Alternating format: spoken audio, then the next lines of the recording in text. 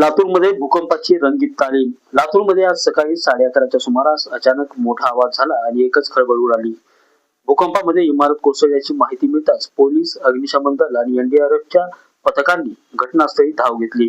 मात्र नागरिकांनी घाबरून जाण्याचं काहीच कारण नाही. कारण होतं ते लातूर प्रशासनाचं मिशन रेस्क्यू. जिल्हा क्रीडा संकुल परिसरात आज जिल्हा आपत्ती व्यवस्थापन प्राधिकरण आणि एनडीआरएफ पुणे यांच्या संयुक्त विद्यमाने भूकंपाच्या पार्श्वभूमीवर भव्य मॉक ड्रिल म्हणजेच रंगीत तालीम आयोजित करण्यात आली होती. भूकंपामुळे दुमजली इमारत कोसळल्याचा काल्पनिक प्रसंग निर्माण करून सर्व यंत्रणांच्या सज्जतेची चाचणी घेण्यात आली. या मोहिमेत एनडीआरएफच्या जवानांनी अत्याधुनिक कटर आणि शोध उपकरणाचा वापर केला. विशेष म्हणजे ढिगाराखाली अडकलेल्या व्यक्तींचा शोध घेण्यासाठी प्रशिक्षित श्वान पथकाची मदत देखील घेण्यात आली. काही मिनिटातच जखमींना रुग्णवाहिकेद्वारे वैद्यकीय मदतीसाठी हलवण्यात आले. इन्सिडेंट रेस्पॉन्स सिस्टीम अंतर्गत सर्व विभागांनी चोख समन्वय दाखवला. भूकंपासारख्या नैसर्गिक एकूणच आपत्तीला तोंड देण्यासाठी लातूर प्रशासन पूर्णपणे सज्ज असल्याचं आजच्या या यशस्वी रंगीत तालिमीतून दिसून आलंय. नितीन बनसोडे, एकमत डिजिटल, लातूर.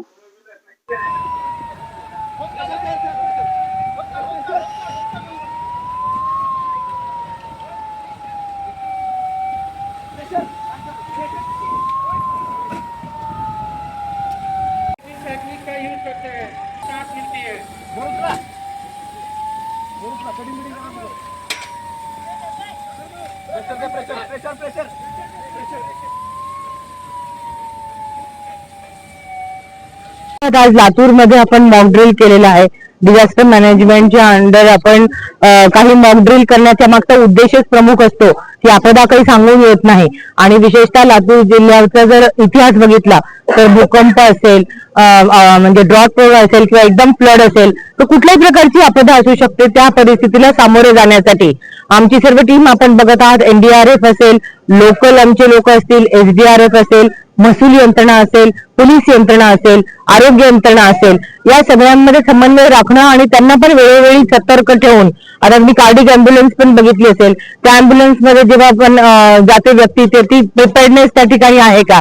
आपण डॉगही बघितला असेल आणि वेगवेगळे मशिनरी पण आहेत की मलबाखाली जर बॉडी असेल तर त्याला विजनरी करून कसं डिटेक्ट करायचं. आणि त्याचा प्रशासनाचा मुख्य उद्देशच त्यामागचा आहे की जास्तीत जास्त लोकांपर्यंत पोहोचून जीवितहानी होऊ नये आणि लोकांपर्यंत या सगळ्या फॅसिलिटीचा फायदा व्हावा. आज हा मॉक ड्रिल घेण्यामागचा हाच उद्देश होता. डिझास्टर मॅनेजमेंट अंतर्गत याही पुढे जिल्ह्यामध्ये काही अचानक मॉक ड्रिल घेऊन ती व्यवस्था प्रिपेअर्ड आहे का आणि ती व्यवस्था तेवढी सक्षम आहे का, त्याची कॅपॅसिटी बिल्डिंग अजून करण्याची गरज आहे का, याचे सुद्धा आम्ही त्या ठिकाणी म्हणजे आत्मपरीक्षण करून त्या ड्रिल झाल्यानंतर त्यामध्ये सुद्धा अधिक स्ट्रेंथन करू. कुठलीही आपदा आली तर त्या ठिकाणी डिस्ट्रिक्ट ऍडमिनिस्ट्रेशन फुल प्रिपेअर्ड आणि तयार असेल, या मागचा ही यामागची भूमिका आहे. धन्यवाद.